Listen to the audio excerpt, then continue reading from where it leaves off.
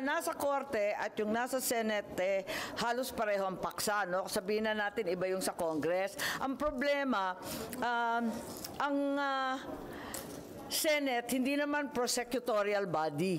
Parati tayo in aid of legislation. Talaga bang in aid of legislation ito? Yun ang pinagtatakahan ko. Do we actually need new laws?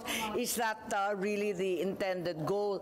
So kahit ako'y miyembro at naninindigan sa Committee on Women, gusto ko pa rin na may due process sa bawat isa. Ma'am, pero di ba yung pagpapatawag kay Pastor Kibuloy, that's part of due process na ipaliwanag niya yung side niya. Oo naman, pero yung sabay-sabay mong kinakasuhan, pwede rin magdahilan na hindi naman dapat sabay-sabay. Higit sa lahat, may pending na sa court, pare-pareho naman yung paksa, bakit uulitin pa?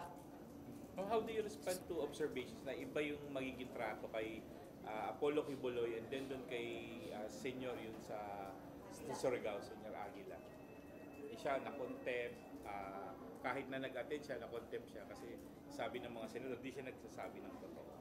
Tama, pero straightforward yun. Walang kahalong prangkisa, walang kahalong issue mula sa US tungkol sa foreign exchange, walang kahalong sexual harassment at iba pang kaso mula sa ibang jurisdiction. Magulo ito Kaya nagugulat kami, ba't naman sabay-sabay? May kumukuyog ba?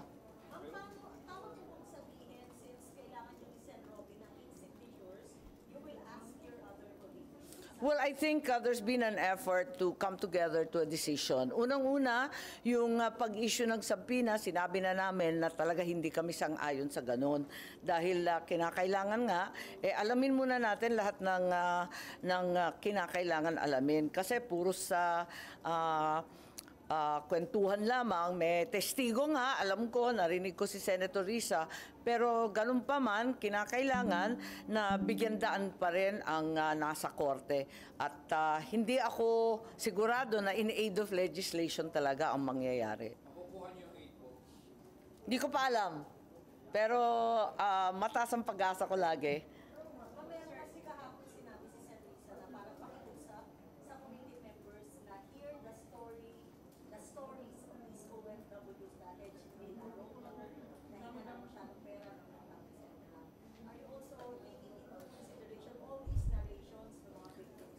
Oo naman, nakikinig naman tayo sa lahat. Pero wala pa akong nakikitang in aid of legislation kasi.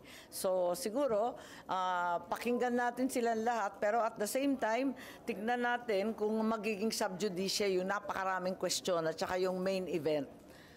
Yung main concern may end up being a judicial question. So baka patong-patong na yan at hindi nakarapat-dapat.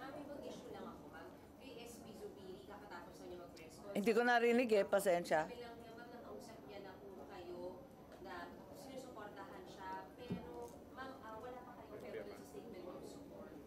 Sinabi ko na, di ba, na-trauma na ako sa pirma.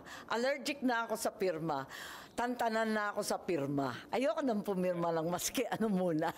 Pwera lang dun sa Committee on Women. But do you support? Oo naman. Wala namang ibang kandidato, meron ba? Meron. May kumausap po ba sa inyo kung meron?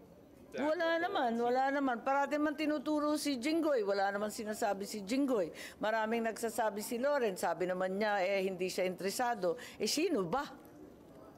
Ma'am, update lang pala. Kumusta na po si First Lady? Okay lang. Wala nang lagnat. Pero nag-iingat lang kami dahil sa kanyang edad, ano? Well, I hope not. Yes, I think she's alright. Yeah. Nag-iingat lang. Kasi nga, dahil sa edad, siyempre, ingat na lang kami. Okay, maraming salamat. I don't know, kasi kukonti lang ang member pala. Iilan lang kaming member 40? There's so few Yeah, there's so few of us pala. Ang late pala ng committee. She's there. Sorry. Cynthia and Mark are here. Bongo is here. I'm here. Who else is here? I'm here. I don't know. 5. Ilang kami? Yeah.